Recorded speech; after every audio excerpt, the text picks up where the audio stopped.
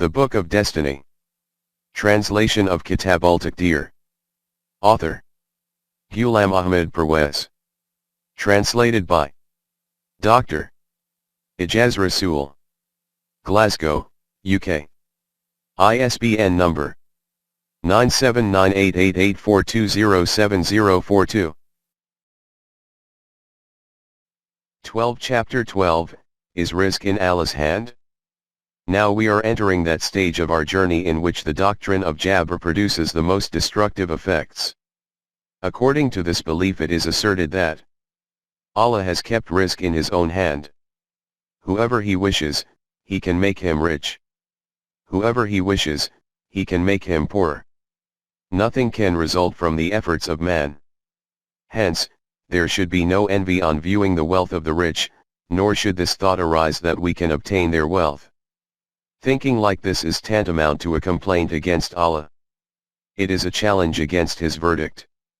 This is kafir, this is alhad, this is non-deen. Man should remain satisfied in whatever state he keeps him. Remaining content with the will of Allah is a sign of the servants of Allah. Contentment is an immense treasure. Being satisfied with one's condition has a greatly elevated rank. Allah likes poverty. This world is a corpse, and the one who desires it.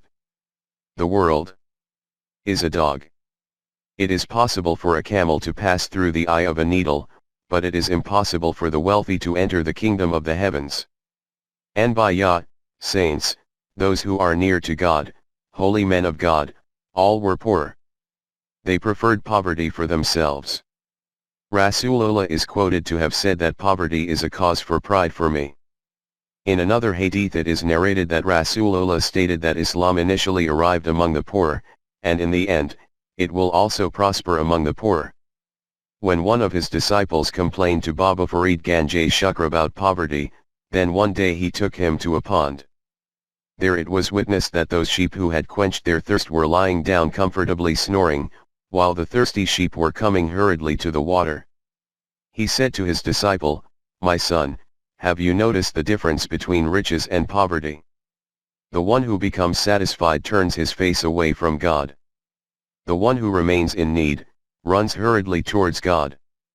These kinds of tales and anecdotes are narrated to the populace in every congregation where sermons are given, and in every gathering with speakers. And the poor are relentlessly patted into a slumber so that their gazes never lift up in the direction of the skyscraping structures of the palaces of these affluent elites, which are raised up from the plaster made out of the bones of the poor and destitute, and the colorful embellishments of whose opulent abodes are owed to their blood itself. From this you can assess what era these kinds of beliefs are the products of, and the creation of what kinds of minds. And the irony is that like every batil ideology, verses of the Quran are presented in support of these beliefs as well. What a tragedy! In the words of Iqbal, in this same Quran there is now the teaching of abandonment of the world, which made the mu'min the possessor of success and prosperity. The style of their deeds today is dependent on Taqdeer. The Taqdeer of Allah was implicit in their intentions. That which was distasteful, gradually became acceptable itself. The conscience of nations transforms under slavery. Come, let us see that the Quran, which made the mu'min a front runner in success and accomplishment, what is its teaching in this regard? The meaning of rizq is the means of sustenance, that is, every one of those things on which human life is dependent. Apart from rizq, the words fadl and ma'ash have also appeared in the Quran for this. The nature of rizq is like that of guidance, which we have discussed in detail in the previous chapter, that is, Allah created man, and together with this declared that showing the right and wrong paths in the world clearly and distinctly from one another is our responsibility. For this purpose he sent down codes of guidance from his direction. But together with these also declared that differentiating between the two paths and placing them before you was our responsibility. Now it is up to your choice which path you wish to select for yourself. We will not interfere in this selection of yours. Whoever among you wishes to tread on the wrong path, he should adopt this path. Whoever wishes to tread on the right path, he can select it. 12.1 Allah has made the means of rizq available. Similarly, Allah has declared that since we have sent you into the world, then whatever means of sustenance your existence is dependent on, we have already made it available on the face of the earth. Life depends on heat, light, air, water, and food. All this was also created before your birth. This is what is meant when we say that we give rizq to you, but just as in order to obtain benefit from our guidance, you need to think and reason. In the same way, in order to benefit from the means of sustenance provided by us, you will need to make efforts yourself. For this, we have established certain rules and codes. The means of sustenance will become available to those people who work according to these. Those who do not do this will remain deprived of this. Together with the birth of a child, fountains of milk begin to gush from the breasts of the mother, but the mother who abandons her child and leaves him unattended, he dies screaming. From hunger, we do not put even one drop of milk into its mouth. Then the state of this arrangement of ours is such that initially the digestion of a child is weak and delicate. So there is a lower proportion of fat in the mother's milk and a greater amount of water, that is, the milk is thin. As the digestive system becomes stronger with the growth of the child, the mother's milk becomes proportionately denser. Until such a time that when the child starts teething, and his digestive system is able to digest and absorb other kinds of foods, then these fountains of milk dry up. Now the parents have to make an effort themselves for the nutrition of the child. This was an example of benefiting from the rizq provided by Allah at an individual level. If we look at it from the collective point of view, then the treasures of rizq are buried and concealed in the earth. These have to be extracted from there and acquired according to the laws established by Allah. These are called the laws of nature. The first phase in this process is that of producing or acquiring rizq with one's own endeavor and effort. 12.2 The issue of distribution of rizq. After this, the next phase is that of the communal life of man, in which the question of the production or acquiring of rizq appears before us, and this is that point where complications arise in this issue, for the resolution of which divine guidance is needed. If the distribution of rizq is carried out according to the guidance of Allah, which is termed the system of Rabi'at, then the means of sustenance keeps becoming available to every human being with peace and dignity. If the distribution remains under the self-created laws and system of human beings, then this world becomes a Jahannam, as is happening currently. Come, let us see what teaching is provided by the Quran about these three aspects. 12.3 Wallahu yarzuqukum. This is translated as Allah provides you with rizq. 12.3.1 The responsibility to provide rizq. Regarding the responsibility of rizq, it is stated, there is no living thing on the face of the earth, the responsibility for whose rizq is not on Allah. 11.6.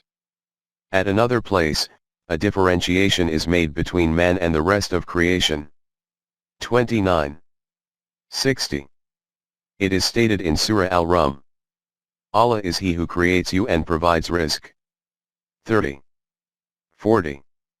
It is stated in Surah Al-An'am, we provide rizq both to you and your progeny. 6.151. See also 17.31. Let us make this matter clear here once again, that from this responsibility of Allah is not meant that He provides rizq to man and other things directly. If it is interpreted to mean this, then what will be the reply to this, that, leaving aside other creations, in one famine thousands of human beings die a slow death from hunger. In any event, the state of the world today is such that half of the population on earth does not even receive enough to fill their bellies once a day. From this the objector will say that Allah fulfills this responsibility of His in a strange way. That the world is dying of hunger and He does nothing. As we have written at the start, the meaning of Allah providing rizq is that He has created the means of rizq. We made your abode in the earth, and placed the sustenance for life in it for you. 7.10. See also 15.20.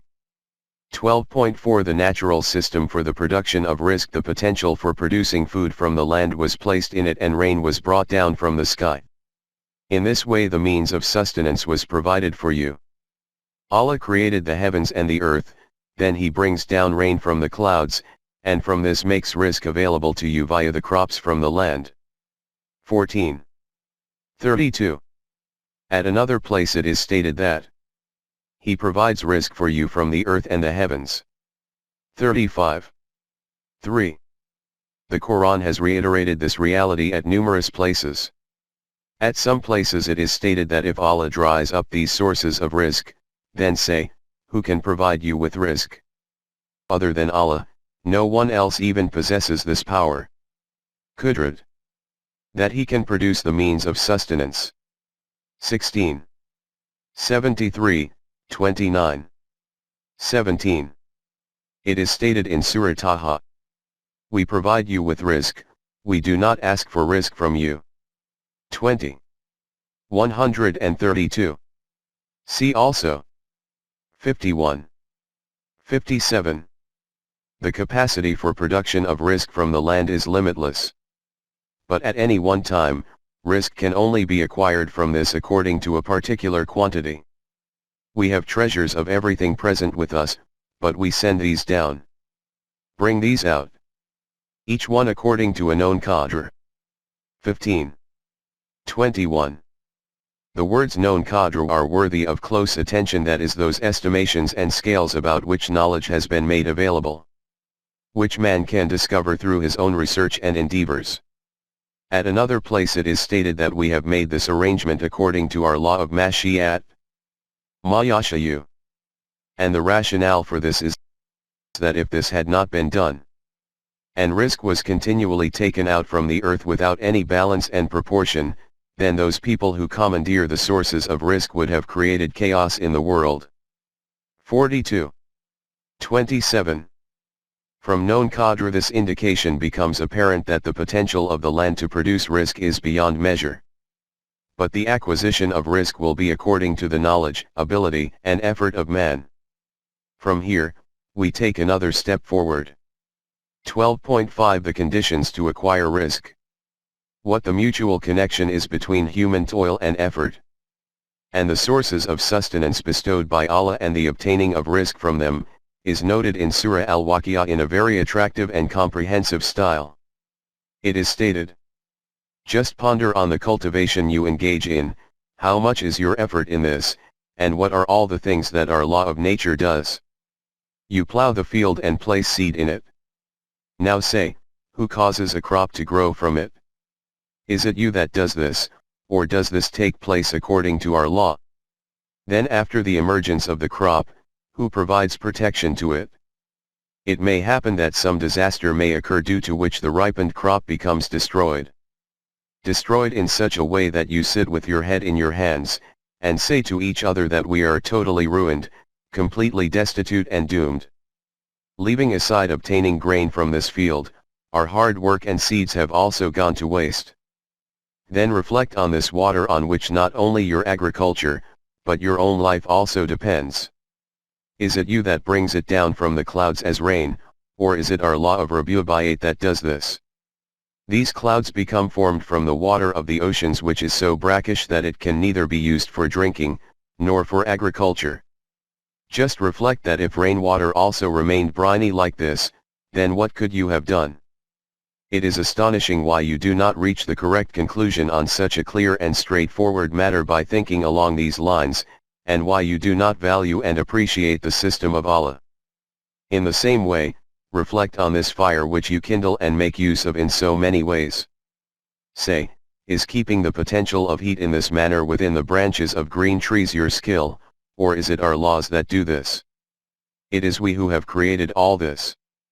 Your contribution in this is only your work. We have illustrated these facts so that you remember this overlooked reality that we have arranged this whole system in order to provide risk to those who are hungry. 56. 63-73. In the early days of human life, food consisted of the general produce from the land, or meat obtained from hunting. After this the era of industrialization began. But the basis of industrialization is also that raw material which is produced in the land or extracted from it. From this respect, too, the primary source of risk is declared to be the earth. 12.6 Wealth also became included in the meaning of risk. In the initial period of the communal life of man there was a barter system in place, according to which things of need used to be mutually exchanged. After this man invented coins, according to which risk, the necessities of life, began to be purchased in exchange for gold and silver. As a result, wealth and possessions became a route for the acquisition of risk. And it was from this very thing that all those complexities arose which, the greater the efforts to try and resolve them, the more complicated they keep on becoming. This is a separate topic. At this point in time we only wish to note that wealth and possessions also became included in the terminology of risk. And the acquisition of risk no longer remained confined to the cultivation of crops from the land. Rather it also came to mean the earning of wealth, so much so, that things have reached such a state that the concept of acquiring risk from the land has been pushed into the background, and the concept of earning assets and wealth has taken the foremost and highest status. Now the criterion for wealth and poverty is declared to be money, and it is this that has become the standard for fixing the recompense for work. Hence the meaning of the ability to acquire risk now means the ability and capacity to earn money. In this potential the intellect and reasoning, knowledge and experience, expertise in economic trickeries, and last of all the hard work of man are all included. In fact, more often than not, hard work has no role in it. Capital, and the devious schemes employed in its usage, are professed to be the prime means of earning wealth. A discussion will take place on this subject a bit further on. At this point it will suffice to understand that the primary meaning now of the acquisition of risk is that of earning wealth. 12.7 The demand and quest for risk. The Quran has stated that the fundamental condition for acquiring risk is the desire for it and its pursuit. In Quranic terminology it is called ibtighi fadl Allah, that is seeking the risk bestowed from the direction of Allah. He has stated that the alternation of day and night are among the divine signs, and they have been made bright and illuminating so that you can seek the fadl, risk, of your Rabb. 17:12. It should be made clear that ibtigha does not simply mean to seek. Intent, search, and acquisition are all included in this. In this desire and pursuit of risk, there is specific reference to boats, which in those times were an ideal means for transporting risk from one place to another. Even today their benefit is no less. You can see with what speed vessels float along on the oceans, so that you can seek the fadl, risk, of Allah. 16:14. The desire and quest for risk in this way is crucial for both Momin and Kafir. Thus among those characteristics which are mentioned about Rasulullah and his companions, it is also stated that they desire and seek the fadl, risk, of Allah. 48:29. This has also been reiterated in 73:20. In fact, at another place the Mu'mineen are commanded to do this. It is stated in Surah Al-Jumu'ah that when you become free from salat, then disperse in the land and seek the risk of Allah. 62:10. 12.8 There is no differentiation in this between Kafir and Momin. As a consequence of this desire and quest, risk will be obtained according to the laws of nature defined by Allah, and, as has been previously noted, there is no differentiation and distinction between a Momin and a Kafir in the laws of nature. Whichever individual plows his land and tends it according to the laws of agriculture, his crop will be better. Whether he is Har Nam Singh or Abdul Rahman, it will not be the case that if Har Nam Singh wishes and makes efforts, barriers will be placed in his path so that he cannot go beyond this, while the paths are left clear for Abdul Rahman. This will never happen. Just note with What transparency! The Quran explains this fact when it states that the individual who wishes to acquire worldly benefits, we provide him with worldly benefits according to our law of Mashiat, which we have made according to our choice and intent. After this it is stated that his abode in the hereafter will be in Jahannam. And the individual who desires worldly benefits and the benefits of the hereafter, and after accepting Iman in the truth of the laws of Allah undertakes full endeavors for them according to these laws, his endeavors bear full fruition. For the acquisition of the means of rizq, which we have made widely available as a bounty to humanity, we keep advancing everyone according to their efforts and endeavors, whether Momin or Kafir. No gates are erected in front of these divine bounties of Allah, that a Kafir can only go so far and no further, while a Momin can roam freely however far he wishes, not at all. Allah is Rabbi al-Alamin, that is why the means of rizq are kept open for the whole of humanity. Whoever wishes to acquire it with his toil and efforts, can do so. 17. 18-20.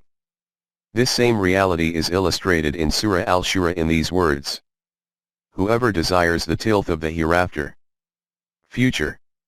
We keep enhancing the yield of the land according to his toil and efforts. And whoever desires the fruits of the world, we keep bestowing on him the produce of the world according to his toil and efforts, though they will have no share in the hereafter. 42. 20. 12.9 Restriction in rizq due to contravention of Allah's laws. This is that law of Mashiat of Allah according to which restriction and abundance of rizq takes place. Hence he has declared in clear words, that whichever individual or nation turns away from our laws, his sustenance will become restricted. 20. 124. After this is stated that the one whose rizq is cut short here, he will also be raised up blind on the day of judgment. This is not the place for an elaboration on this. It is clear from this that a restriction in rizq is a consequence of turning away from the divine law. And an explanation of the divine law has been covered earlier. That to whatever extent an individual makes efforts according to the law of nature, he will acquire an abundance of rizq in the same measure. This same law was sent to his ummah via every messenger. Thus it is stated about the Jews and the Christians that if these people had remained firm on the Torah and the Bible and on everything that Allah has sent down, they would have received abundant rizq from above and below. 5. 66, 7. 96. 12.10 Hunger is the azab of Allah. Allah has declared an abundance of rizq in this way to be his name at blessing and ihsan, favor. Therefore it is stated about the Quraysh that they should accept the rule of that Rabb of the Kaaba, who has provided food to them to eliminate hunger and preserve them from fear. 106. 4. Contrary to this, fear and hunger are declared to be the azab of Allah. It is stated in Surah An-Nahl. Allah makes the matter clear through the metaphor of a habitation. It was living in peace and tranquility. Rizq was being drawn towards it from all directions in abundance. But they manifested kufr against the na'imah of Allah, so Allah made them taste of the azab of hunger and fear, and all this was the consequence of their own machinations. 16. 112. Similarly, he has stated about the nation of Saba that they possessed great prosperity but they displayed a disregard with respect to their crops and orchards, therefore they were all ruined and destroyed. 34. 15-16. After these explanations the Quran has stated that the condition of people is such that when rizq becomes restricted on them, they level an accusation against Allah that he has ruined and humiliated us for no reason. The Quran states that inform them that Allah does not ruin and humiliate anyone for no reason. All this is the outcome of man's own evil deeds and batil system. You did not respect those who were abandoned in society, this is why you became humiliated and ruined. You never made arrangements for food for the destitute and used to continue to accumulate wealth and assets from every direction, so you became ruined. 89. 16-20. 12.11 Sustenance based on dignity. We have seen that zillatman and hunger are the azab of Allah. This is why the Quran has described one of the traits of mu'mineen to be that they receive sustenance with dignity. Protection from every kind of danger and dignified sustenance is made available to them. 8. 74. And this is that rizq-e-kareem for which even the Anbiya used to supplicate to Allah. That is why after its construction, the builder of the Kaaba, Ibrahim, had entreated this in his very first supplication. O Allah of all the worlds! I have located my progeny in this desolate place so that they can take care of your house. Make such an arrangement so that the means of sustenance keep becoming attracted towards them, and they do not remain hungry. 14. 37. See also 2. 126, 28. 57. And this was the same Ma'idah from the heavens for which the messenger Isa had beseeched for his followers. 5. 114. We have seen that the law of Allah is that the acquisition of rizq is the outcome of the toil and efforts of man. But we witness that an individual works himself to the bone, but despite this remains impoverished and destitute, he and his children die from hunger. In contrast to this, another individual toils very little, and lives a life of luxury. What is the reason for this? For an answer, we now enter the next destination of our journey. 12.12 The system for the distribution of rizq. Economic system. 12.12.1 Wealth and poverty. Bring to mind once again the question which we have just raised, that is that we witness that the poor and laborer class toil with great industriousness. But despite this their needs of life are not met. Their condition is such that neither they nor their offspring obtain enough to fill their bellies, nor sufficient clothing to cover their bodies. They have neither a hut in which to shelter their heads, nor any funds to fall back on in a time of calamity. If they fall ill for a few days, then they do not possess any money for treatment. While at the same time, because they become incapacitated and unable to work, their income also comes to a stop, and if after this they die, then there is nothing in the house for the coffin and burial. And following their demise, their aged mother, poor wife, and small children have no one to take care of them, they become destitute. On the other side are such people who do not lift a finger all their lives, and even their dogs have those things to eat which are not available to the children of the poor. Why is this the case? The answer that Brahman has given to this why is that this is the fruit of their deeds in their previous lives. Those who did good deeds in that life live a life of luxury. Those who did bad deeds undergo hardships. And because all this takes place as a result of the command of Eshvar Paramatma, hence no one can change it. The sermon preacher declared that the rizq of everyone is written down by Allah. Poverty and riches are all the game of Taqdeer, which cannot be altered even if we try 1,000 times. Whatever is written by Kismat is immutable. 12.12.2 What the Quran said. And the Quran announced that this is neither the outcome of the deeds of a former life nor is it written by Kismat, this is all the handiwork of human beings.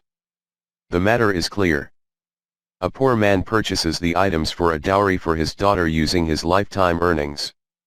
In fact, by taking out a loan. And on the way robbers seize everything from him, and he returns home weeping and wailing. A laborer, after a whole day's toil and effort, goes to the bazaar with a few rupees in his pocket, so that he can buy some flour and dal for his children. On the way, a pickpocket steals all his scarce rupees, and the unfortunate man returns home empty-handed. 12.12.3 A wrong economic system. We can see these kinds of thieves, robbers, and pickpockets. But if we advance a bit deeper into society, then the situation there is such that theft, robbery, and pickpocketing occurs on a far larger scale. But no one declares them to be either a thief or a robber, or a pickpocket or a pirate, rather they are considered to be the most respectable individuals of society. Who are these people? The landlord of a village becomes the owner of thousands of acres of land. The tenant farmers toil hard for the whole year, and he takes away the best part of the produce for his own house. Neither he nor anyone else has any concern that whatever is left behind with the hapless farmer, whether he and his family will even be able to subsist on it for a whole year.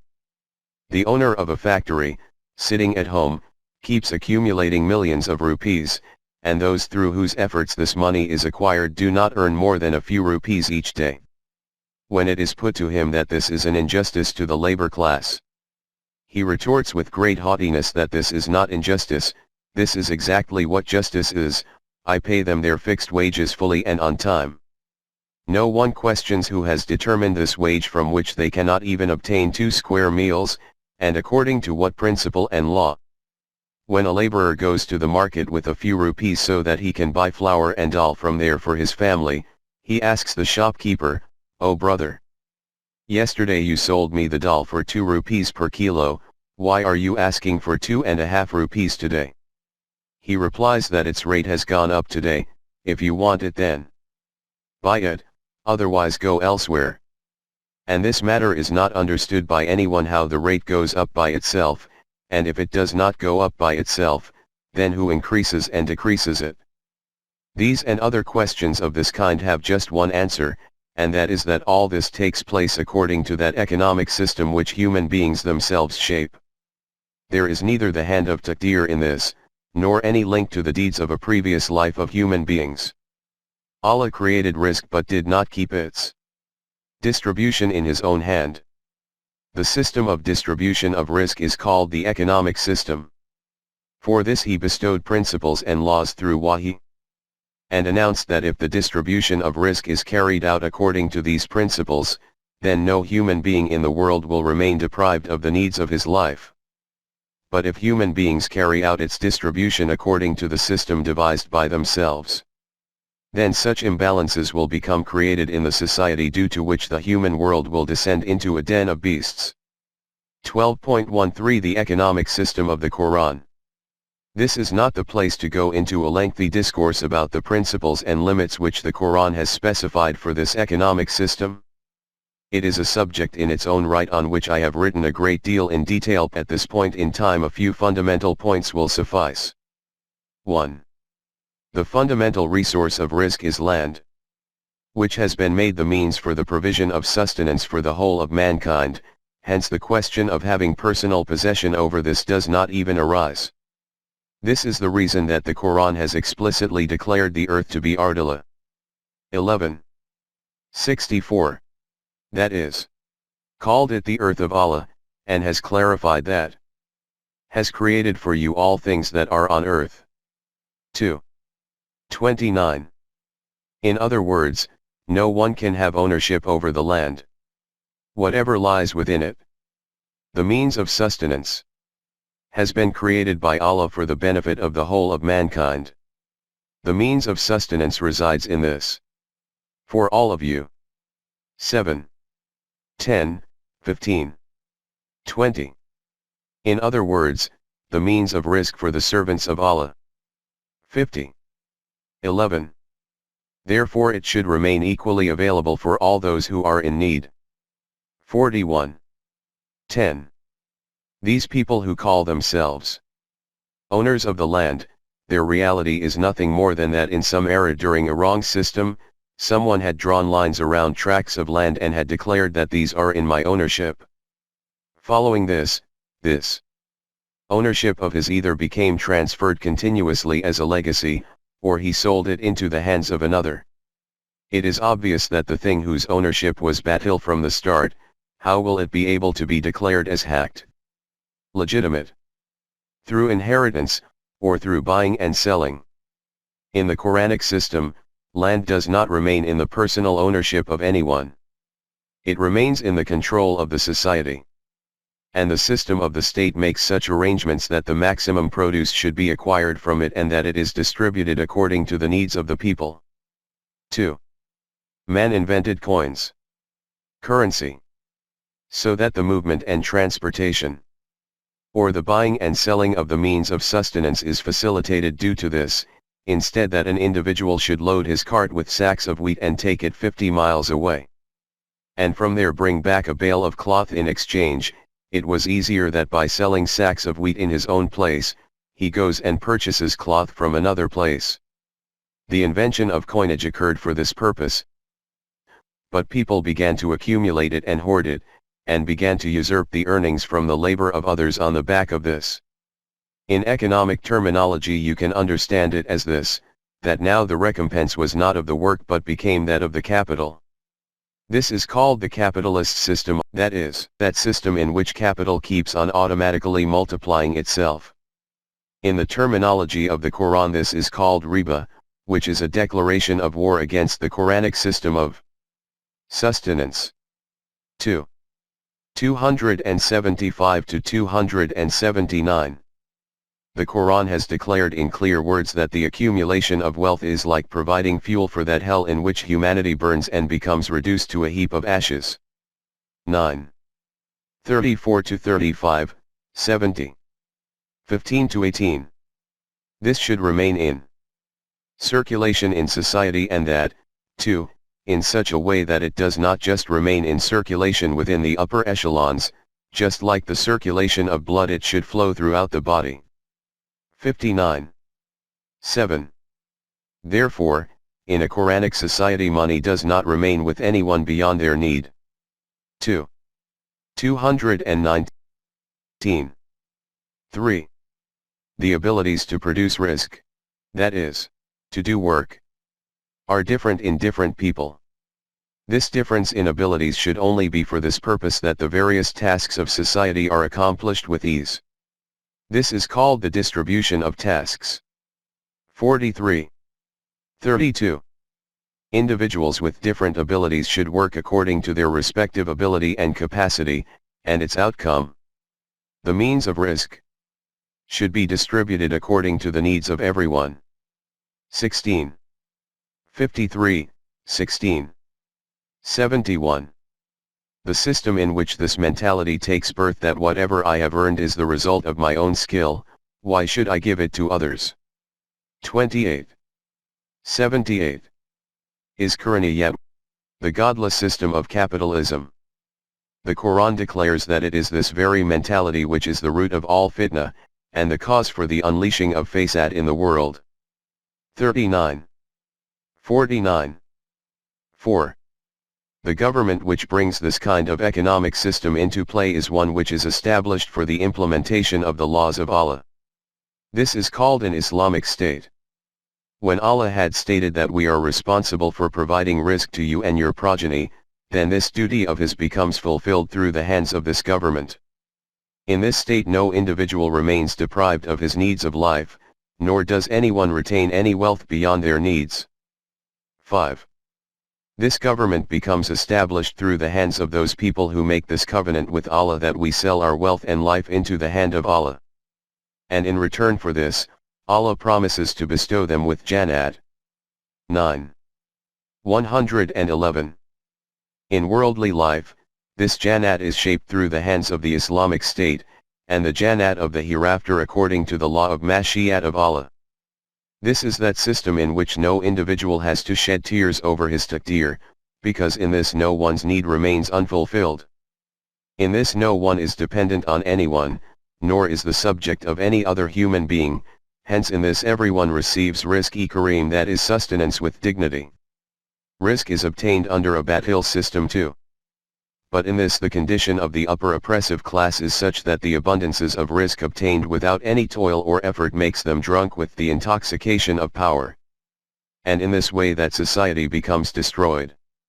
28. 58. And in the underclass all those evils germinate which are a natural outcome of poverty and destitution. And because of which it is stated that the one whose sustenance becomes curtailed, he also remains blind on the day of judgment. 17. 72, 20. 124. In contrast to this, the rizq which is received by distribution in accordance with the laws of Allah is khairun wa abqa. 20. 131. That is, better and also pleasant, reliable and enduring. In this, individuals not only receive according to their efforts, but far greater than this, that is, sufficient to cater for their needs.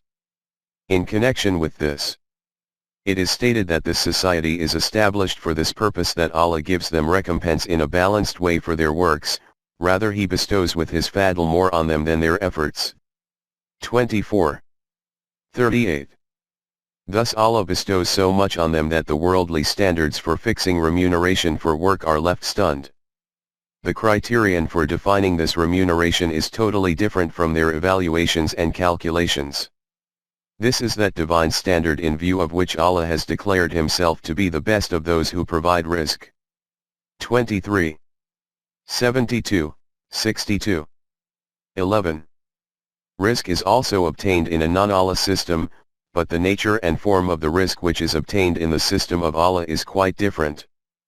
This question which now comes before us is, which nation achieves this kind of government, and how do they achieve it? For this, see the next chapter. 12.14 Availability of rizq without measure.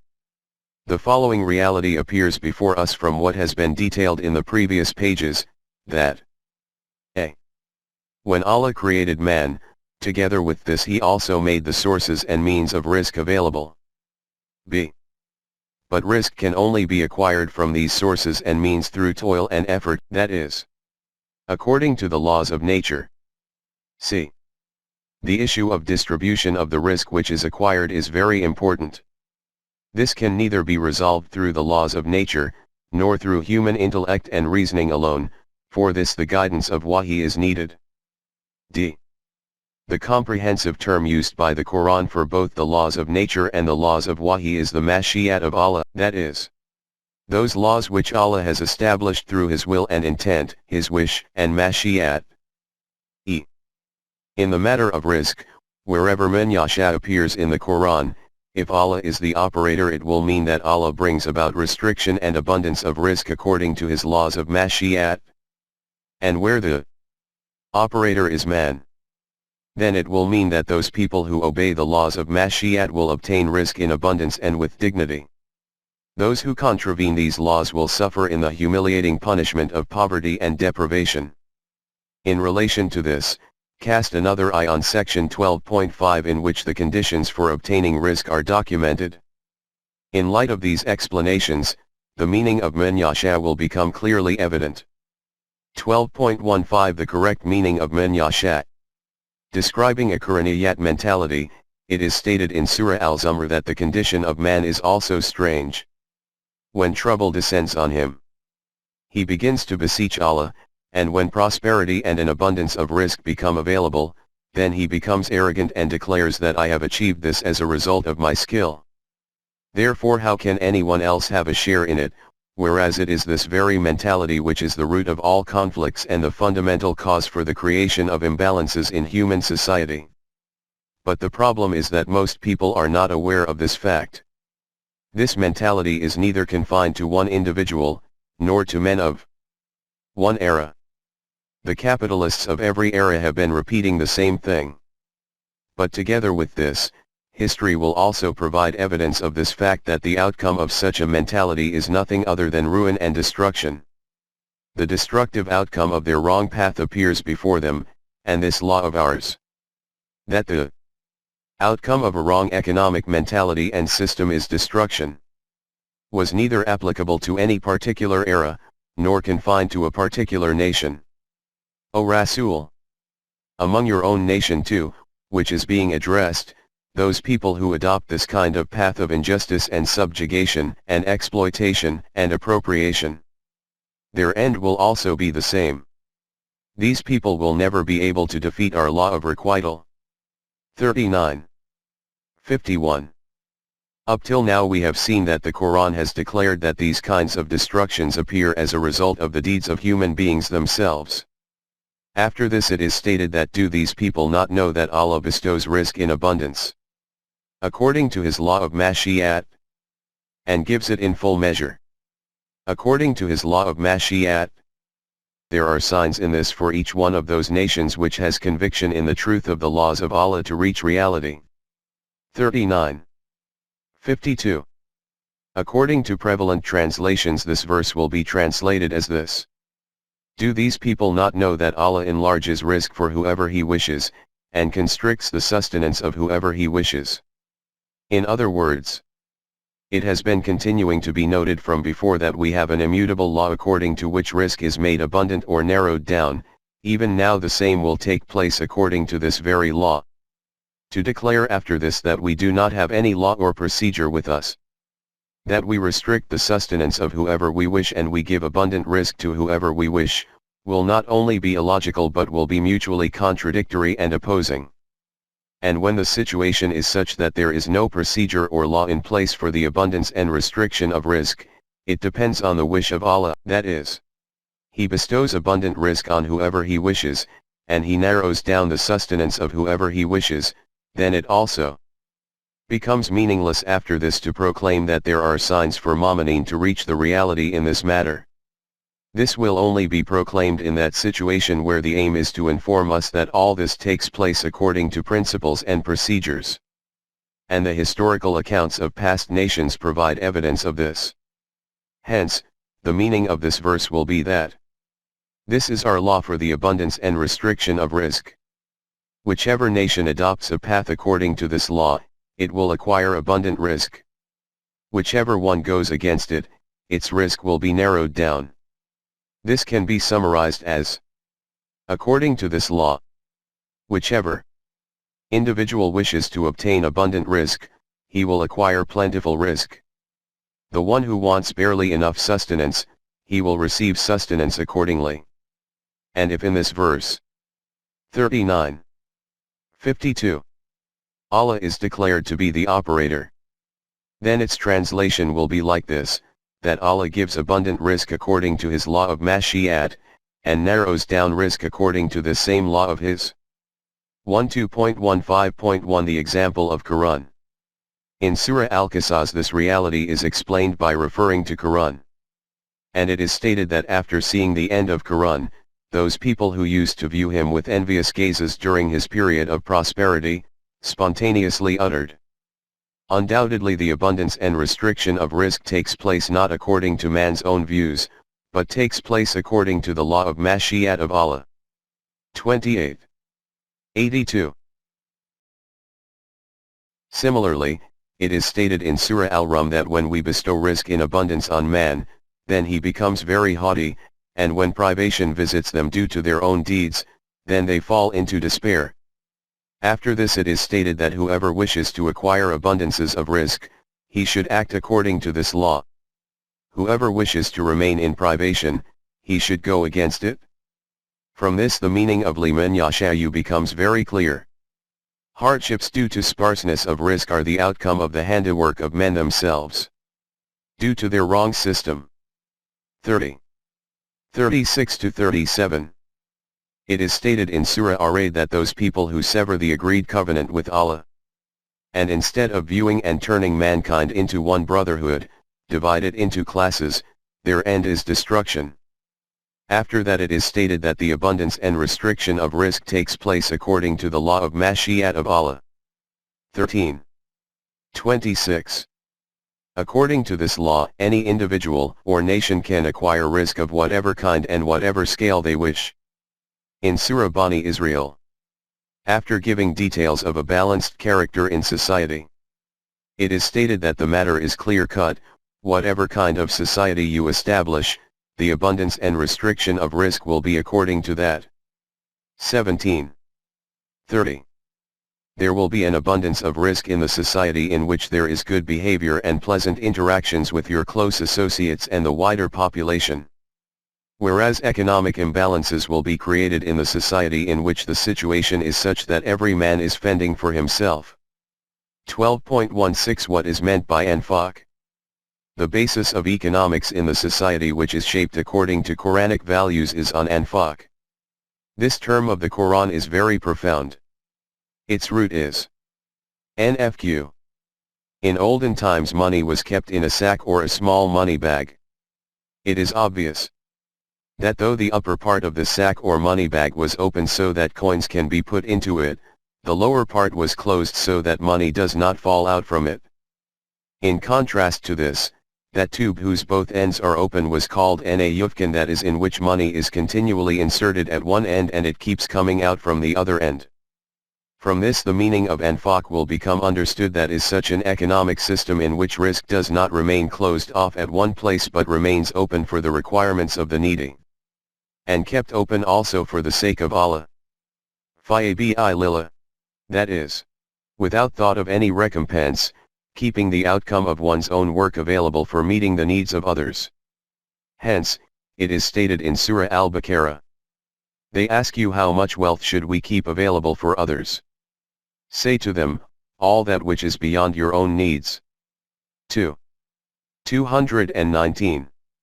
This is that system about which it is stated that its simile is like that of a fertile field in which hundreds of grains are produced from one seed.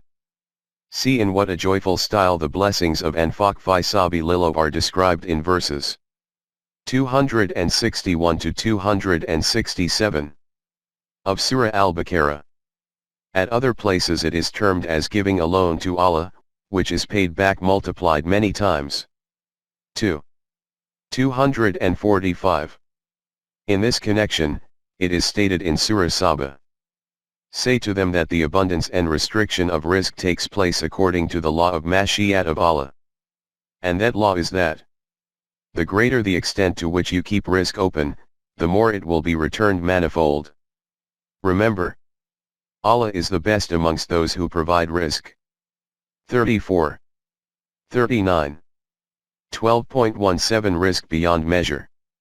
It has already been noted that there are two forms of abundance and restriction of risk.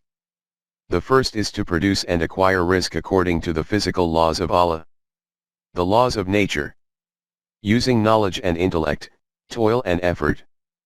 And the second is to distribute risk according to the permanent values defined by Allah, that is to shape the economic system of society in accordance with the divine laws. From this risk beyond measure is acquired. We have explained what the correct meaning is of beyond measure. It does not mean that there is no procedure and law defined for this either from Allah. The decision about every matter is according to procedure and law. It means that if the acquisition and distribution of risk is as per the laws of Allah, then the abundance of risk is so bounteous that it is beyond your estimation, it is far greater than your calculations and expectations. We have experienced this among us also. 12.17.1 Our own experience. Agriculture was continuing among us according to ancient methods, as a result of which from 1 acre of land 25 mons of wheat would be produced at the most. We adopted modern methods of agriculture, acquired machines for farming, imported maxi-pack seeds, applied artificial fertilizer prepared through the scientific method, and managed irrigation through procedure and law, the outcome being that from this same land, 150 mons of wheat was produced per acre, from which at one time no more than 20 to 25 mons of wheat used to be produced. It exceeded all the estimations and calculations of the farmers. In fact, even our agricultural experts. But after this, the capitalist economic system began its subterfuges. The rate of wheat started to fall in the markets and the prices of other consumable products rose. The sale and purchase of wheat stagnated, and grain began to be smuggled out of the country illegally through back doors, the consequence being that, instead of prosperity in the country, poverty and deprivation increased even more than before. The way in which we had produced wheat in so much abundance by conforming to the laws of nature, if its management had also been according to the permanent values of Allah, then streams of milk and honey would have started to flow in the land. Then we would indeed have acquired risk beyond measure. The Quran has described this fact in a very comprehensive style when it states that when the system of a society is in the hands of those people whose individual business self-interests do not allow them to become distracted from the divine laws, and they declare that the provision of the means of sustenance and nourishment, zakat, to mankind is their responsibility, and remain fearful of the destructive revolution which appears as a consequence of a wrong economic system, then in this society Allah bestows a beautifully balanced recompense for their efforts. Their fields produce hundreds and hundreds of mons of grain per acre, And due to the correct distribution of risk, there is an even further increase in it. 24. 38. In this way Allah makes risk so abundant that it is beyond your imagination and expectation, and this profusion of risk and prosperity can be acquired by each one of those nations who wishes to acquire it. Man Yasha. 12.18 Momineen of the initial era. The economic condition of the Jamaat-e-Momineen was not good in the initial era of Islam. As a result, their opponents, the leaders of the Quraysh, used to ridicule them that their condition is such that they have neither any bread to eat nor any clothes to wear, whereas the dreams they are dreaming are those of the throne of Qasr and Kasra. It was declared that they do not know that this nation has stood up to work according to the laws of Mashi'at of Allah. In the initial days of this program they have to face immense troubles and difficulties, hunger, deprivation, loss of life and possessions, destruction of crops and fields, all this has to be borne. 2. 155. But ultimately Allah bestows risk without measure on those people who work according to His laws of Mashi'at. 2. 212. And so that same deprived and helpless nation received risk without measure in such a way that not only the Quraysh of Makkah, even all the mathematicians in the world were left astounded and bewildered, and remain astounded and bewildered to this day. This was that very nation that, when it achieved these abundances of risk, the words spontaneously arose on their lips that, O Allah! There is no doubt in this that whoever remains in harmony with your law of Mashi'at, you bestow risk without measure on him. 3. 27. We think that with these explanations the meaning of Man Yashayu and Man Tashayu will have become clearly evident before us. However, we would like to finally present two further verses due to which the mirror will become even clearer. In Surah Al-Shura it is firstly stated that the auspicious blessings of Allah are countless. He bestows risk according to His law of Mashi'at in this way that the individual who desires the benefits of the future, we give an increase in his harvest accordingly, and the individual who merely desires worldly benefits according to the physical laws, we also give him his recompense for his work. 42. 19-20. But since he does not follow the permanent values in the distribution of risk, hence he has no share in the prosperities of the future. Note that manuradu is stated here, that is, the individual who desires it like this, we do it like that for him. 42. 20. Yarzuqhu man yashayu, whatever one wishes, he obtains risk accordingly. 42. 19. And finally is that verse of Surah Yasin in which it is stated that when these kuffar are informed to keep the risk bestowed by Allah freely available for the general rabi'at of mankind, they say to the Jamaat-e-Momineen, what a strange thing to say.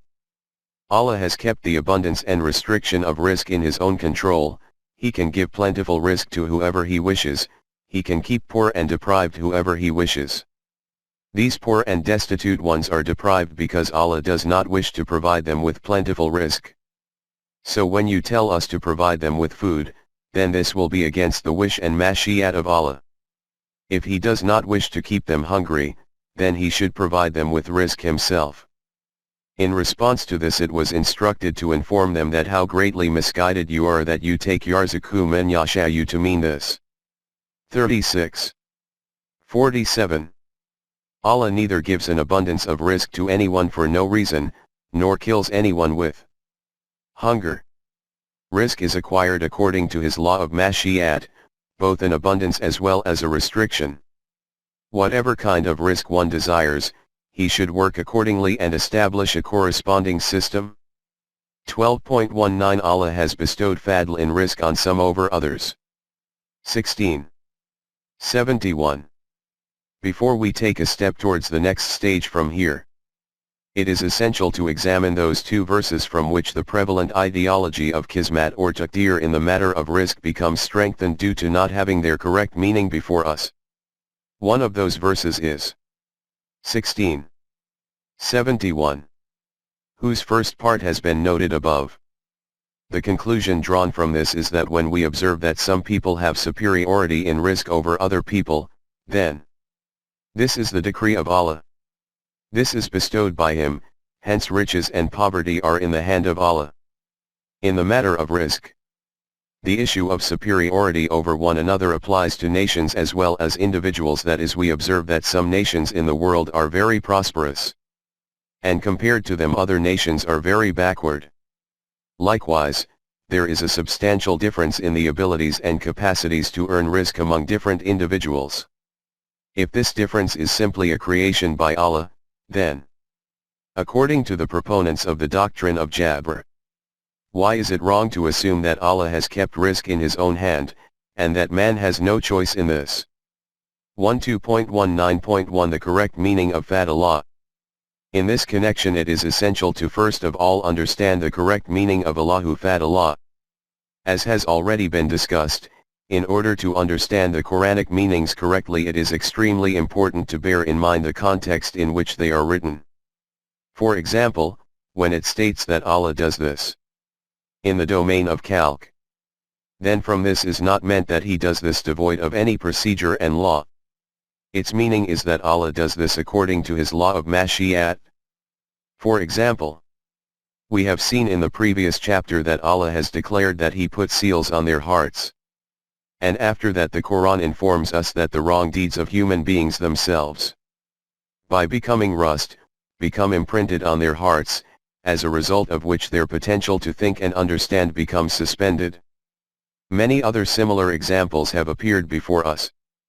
This is the same situation as Allah has bestowed Fadl one over another. 12.19.2 This is the outcome of man's own effort and action. The superiority of risk over one another is not because of Kismat or Taqdeer, it is the outcome of the efforts and deeds of human beings themselves. In this regard we have documented a number of verses from the Quran in the previous pages. It is important to reiterate a few among these. For example, see verses 17 to 21 of Surah Bani Israel, in which it is stated that the individual who desires the immediate benefits of the world and strives for these, we give him immediate benefits. The one who, together with these, also wishes to acquire the prosperities of the hereafter, and strives for this, he achieves the bounties of both this life and the hereafter. We keep advancing both of them according to their efforts and deeds. We have not placed any barriers on the path, so that one group is prevented while the other group is allowed to go forward. And after that it is stated, see how Kayfa we give superiority, Fadl, to one group over another group. 17. 21. The emphasis here is on how. Kayfa, that is, though there is differentiation in risk between different groups, you should try to analyze how did this difference arise. Details of this have been given in the first verse, that is, this occurred because of the efforts and deeds of these groups. Allah did not do it like this, that one group is stopped, and the other is allowed to advance freely. Have you noted how that same verse, from whose wrong meaning the doctrine of Kismat and Taqdeer is invented, is refuting this belief? 12.19.3 The meaning of Nano Kazamane. Now let us look at the second verse in this regard. Its common translation will be, in worldly life we carry out the distribution of sustenance among people, and we raise some of them above others in ranks. 43. 32. From the word Kazamane in this verse, the concept of Kismat was created, and it was asserted, see, Allah has kept the distribution of risk in His control. This is what is called the Kismat of a human being. As a principle, in light of what we have noted in connection with Allahu Fadallah or Fadalna, there can be no difficulty in ascertaining the meaning of Kazamane. We wrote at the beginning of this chapter that Allah created the means of sustenance but did not keep its individual distribution in His control. This distribution is done according to the economic system of human beings. In a wrong system, non-Quranic, imbalances arise due to this distribution. In a correct system, Quranic, these imbalances are eliminated. From that which is stated here after Kazamane, that we have raised some of them in ranks above others, the principle itself of the distribution of risk becomes clear. Regarding the defining of ranks, it is stated in the Quran. The ranks of everyone are defined according to their deeds. 6. 132. And there is further elucidation at a number of places about how ranks are defined in accordance with deeds. In Surah An-Nisa it is stated as a principle that the ranks of the mujahideen, those who toil and strive, are higher than the qaideen, those who remain sitting or those who are slothful. 4. 95. At another place it is stated that the ranks of the mujahideen and muhajirin are higher than those who set up water stalls for pilgrims, or carry out the decoration and adornment of Masjid al-Haram. 9. 19. There are also other similar verses in the Quran. 12.202 Basic elements in the acquisition of risk. Now, moving forward. As noted previously, two elements are fundamental in relation to the acquisition of risk. 1.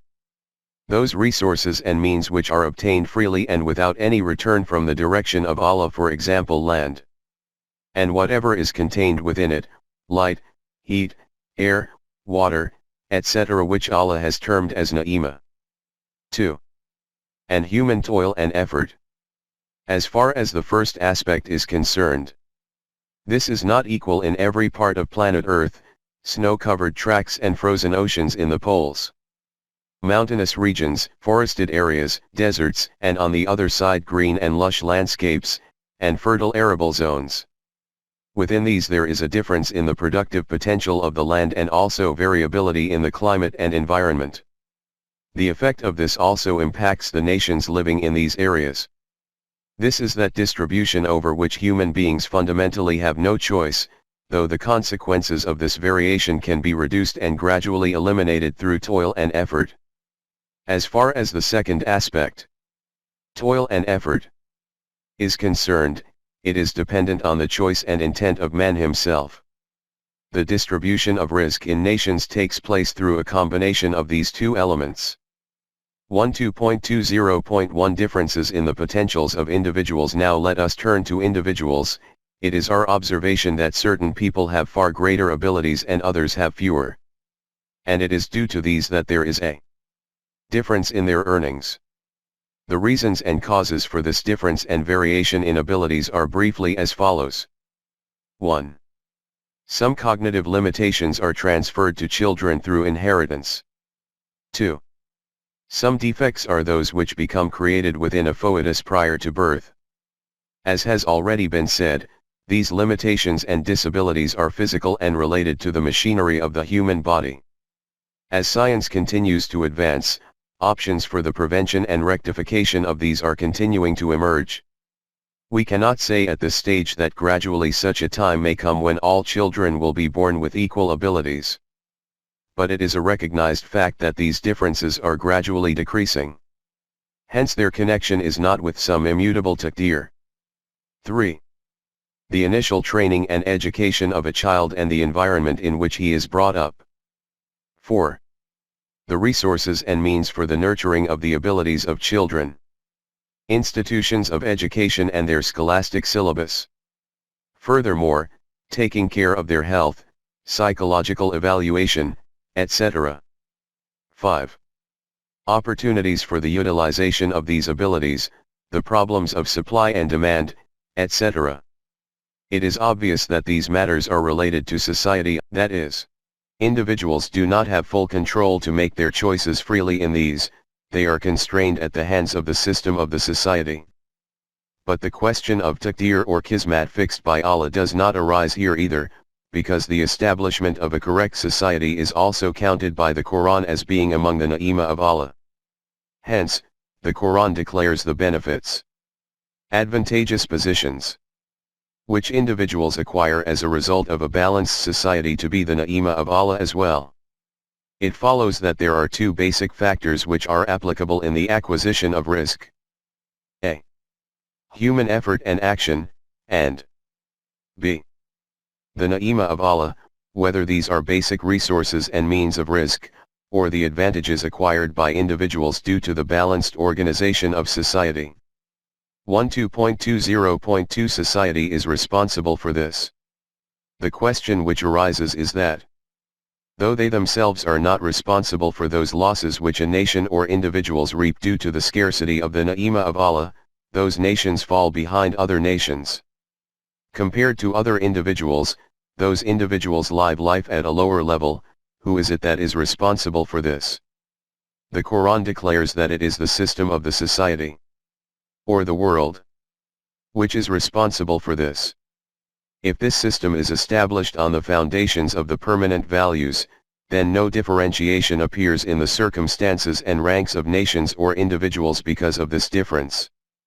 As far as nations are concerned, the Quran wishes to shape a universal brotherhood in which humanity is not divided into different fragments. When humanity becomes divided into nations, then it is the endeavor of every nation to acquire supremacy over another nation by legitimate or illegitimate means. 1692. But when it acquires the form of a universal brotherhood, if at that time people in one particular region of the planet obtain an abundant share of the ni'mah of Allah, then they do not loot and rob nations on the basis of this. This is that reality which the Quran has described in these words. Allah bestowed power and authority on you in the land, and one group received a higher rank over another so that it could be seen what you do with whatever you received from Allah. 165. Within a correct system, this is utilized for the universal benefit of mankind, because the permanent value is stability and endurance are only for that entity which is a cause for the good of universal mankind, not for any specific group, class, or nation. 13. 17.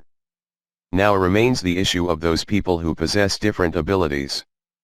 In this connection, the Quran has provided teaching of such principles according to which there is no kind of effect on individuals due to these differences. The first difference in the variation of abilities is economic. The Quran has stated regarding this that this difference will only be for the distribution of work. There will be various kinds of tasks in society for which different abilities will be required. The domain of this difference should remain confined to this, it should not exceed this, so that work can be obtained from one another. 43. 32. As far as economic disparity is concerned, the Quran has presented such a system for the eradication of this, that as human vision ponders on it, the soul becomes amazed. And this system is presented in that same verse which is noted in the heading of this topic. The translation of the complete verse is generally as follows. Allah has bestowed His gifts of sustenance more freely on some of you than on others. Those more favored are not going to share their possessions with those whom their right hands possess lower than them, so as to be equal in that respect. Will they then deny the ni'mah of Allah? 16. 71. The meaning of this verse is that it is a fact that there is a difference among people in the abilities to earn rizq, but people possessing an immoral mentality take a wrongful advantage from this disparity. According to the corrupt system of the society, those who earn more due to their superior abilities become owners of this by declaring it as their personal possession, and do not return it to those working under them, whose earnings are insufficient to meet their needs. They say that by doing this we will all become equals. The Quran declares, ask them how many of those elements are included in this excess earning of theirs which are neither purchased by them, nor are created by their own selves. Among them are the fundamental resources and means which are bestowed by Allah, while the causes for the superiority in abilities are a provision of society. Then the cooperation of their subordinates holds a very significant position in this. When the reality is this, that the causes for this excess earning are mostly those which they have obtained as ni'mah of Allah, that is, which are not the outcome of their own personal toil and effort, then their saying that we are the sole owners of this excess earning is a denial of this fact that the greater part of this excess earning is owed to the ni'mah of Allah. They should know that those things which you receive as ni'mah of Allah, those are not your own, they are received from the direction of Allah, hence you cannot be the master of their fruits either. 16. 53. They should be utilized according to the commands of Allah alone. This is the right of those people whose earnings are not enough to meet their needs, and those in whose wealth is a recognized right. Hacked. For the needy who asks, and for the one who is prevented for some reason from asking. 70. 24 to 25. In this verse 70. 24. The word hacked is worthy of profound attention, that is that they do not receive it as a charity, they receive it as a right and can demand it. This is the very reason that in a Quranic system of society, this principle will be in operation, that every individual should work according to his abilities and potentials, and the system of the state should be responsible for fulfilling their needs.